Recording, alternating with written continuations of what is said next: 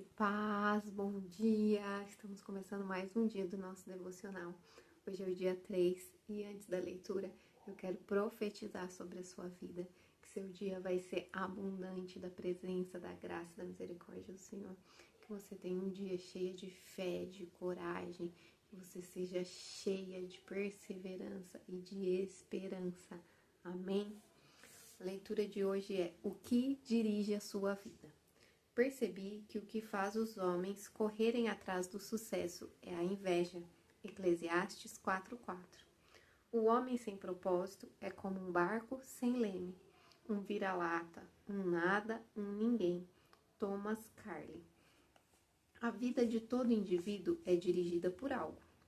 A maioria dos dicionários define o verbo dirigir como guiar, controlar, direcionar. Se você está dirigindo um carro, batendo um prego ou chutando uma bola, estará naquele momento guiando, controlando ou direcionando.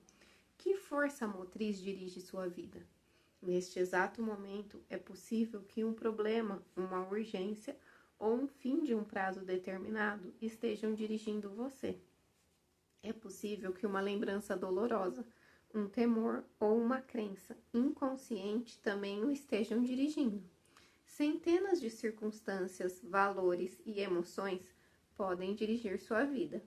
Eis aqui 5 dos mais comuns. Muitos são dirigidos pela culpa. Algumas pessoas passam a vida inteira fugindo do remorso e ocultando a vergonha. Dirigidas pela culpa, são manipuladas pelas lembranças. Permitem que o passado controle o futuro e frequentemente punem a si mesmas, sabotando o próprio sucesso. Quando Caim pecou, sua culpa afastou-o da presença de Deus, que disse: você será fugitivo errante pelo mundo. Gênesis 4:12. Esse quadro descreve a maioria das pessoas hoje em dia, andar pela vida sem propósito. Somos produto de nosso passado, mas não precisamos ser prisioneiros dele. O propósito de Deus não é restringido por nosso passado. Ele tornou um assassino chamado Moisés num líder e um covarde chamado Gideão num corajoso herói. E também pode fazer coisas maravilhosas com o restante de sua vida. Deus é especialista em dar às pessoas um novo começo. A Bíblia diz: como é feliz o homem que tem suas desobediências perdoadas e seus pecados cobertos. Salmos 32:1. Muitos são dirigidos pelo ressentimento e pela raiva. Algumas pessoas apegam-se a mágoas sem jamais superá-las. Em vez de aliviar a dor por meio do perdão, revivem-na continuamente em pensamento. Quando dirigidas pelo ressentimento, calam-se e interiorizam a raiva, enquanto outras se irritam e agridem outros. Ambas as reações são nocivas e inúteis. O ressentimento sempre machuca mais o ofendido que a pessoa que o ofendeu. Enquanto o ofensor provavelmente já esqueceu o insulto e seguiu em frente, você continua angustiado em sua dor, perpetuando o que aconteceu. Ouça, aqueles que o magoaram no passado não poderão continuar a feri-lo, a menos que você se agarre à dor por meio do ressentimento. O que passou, passou. Nada pode mudar o passado. Você apenas se machuca com a amargura.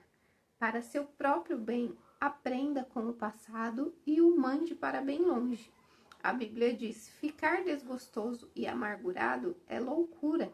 É falta de juízo que leva à morte. Jó 5:2.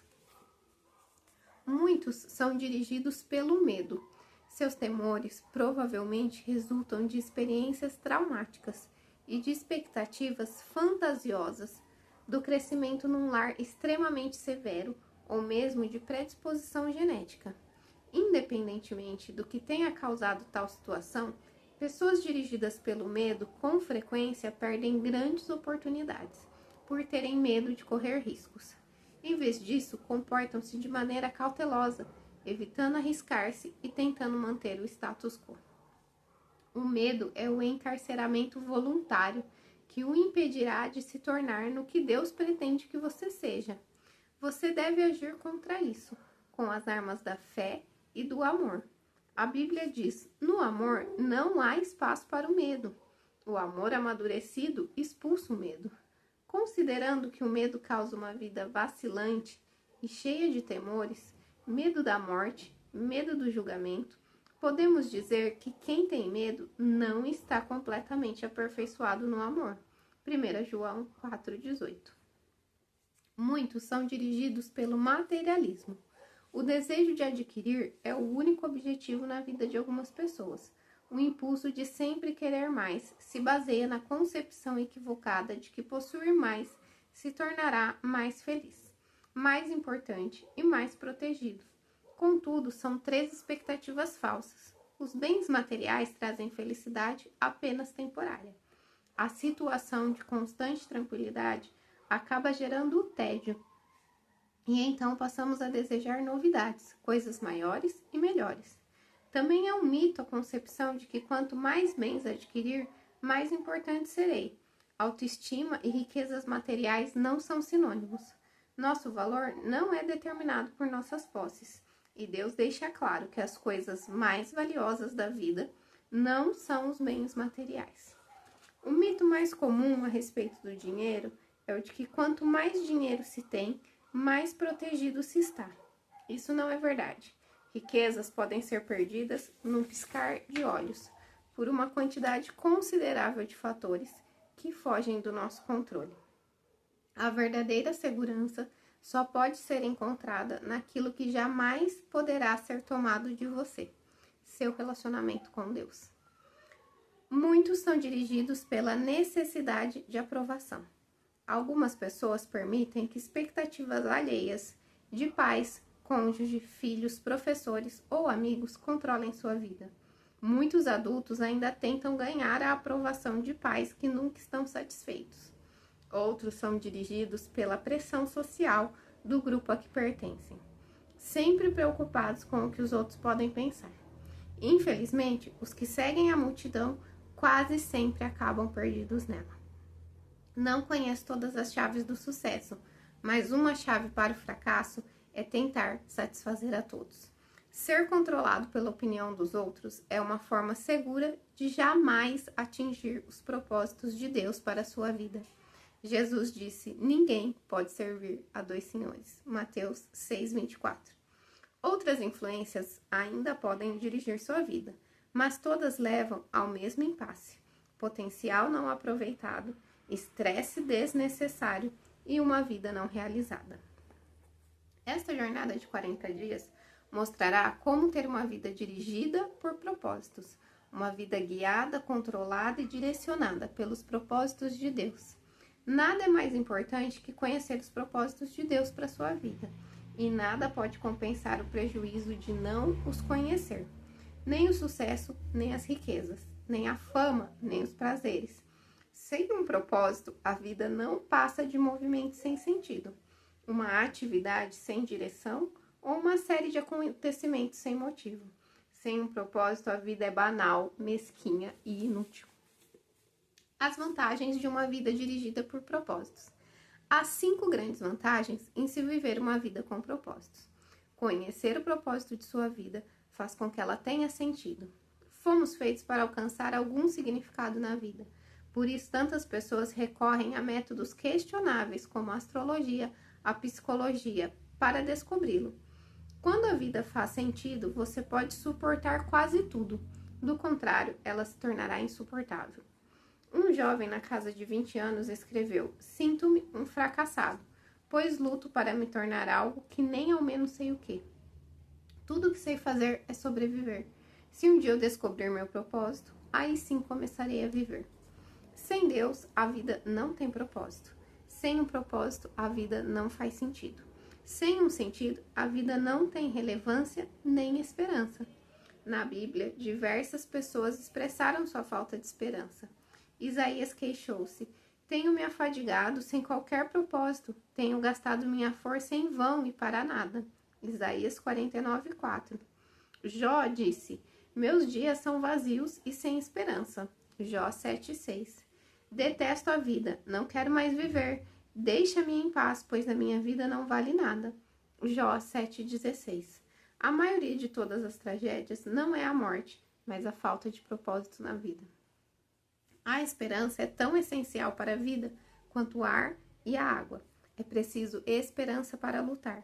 O Dr. Bernie Siegel descobriu que podia prever qual dos pacientes com câncer apresentaria melhoras ao perguntar: você quer viver até os 100 anos de idade? Os que tinham profunda noção de propósito de vida respondiam que sim, e eram aqueles com maiores chances de sobrevivência. A esperança é resultado de se ter um propósito. Se você tem se sentido sem esperança, não desista. Mudanças maravilhosas acontecerão em sua vida quando você começar a viver com propósitos. Deus diz: sei os planos que tenho para você, planos para o bem, não para lhe causar aflição. Eu lhes darei esperança e um futuro promissor. Jeremias 29:11. Talvez você esteja com a sensação de estar enfrentando um problema insolúvel, mas a Bíblia diz: Deus é capaz de fazer muito mais do que nós jamais ousaríamos pedir ou mesmo imaginar, infinitamente além de nossas mais sublimes orações, anseios, pensamentos ou esperanças. Conhecer seu propósito simplifica a vida. Ele define o que você faz e o que não faz. O propósito é o padrão pelo qual você avalia suas ações, para saber as que são essenciais e as que não são. Basta perguntar: essa ação me ajudará a cumprir o propósito de Deus para a minha vida? Sem um propósito claro, ficamos sem alicerce para fundamentar as decisões, dividir o tempo e empregar os recursos. A tendência será tomar decisões com base nas circunstâncias, nas pressões do momento ou nas variações de humor. Quem não conhece seu propósito exagera nas atividades e isso causa estresse, fadiga e conflitos. É impossível fazer tudo o que as pessoas querem que você faça. Seu tempo é suficiente apenas para fazer a vontade de Deus. Se não consegue realizá-la por completo, significa que está tentando fazer mais do que Deus pretendia que fizesse, ou possivelmente está assistindo muito a programas de televisão.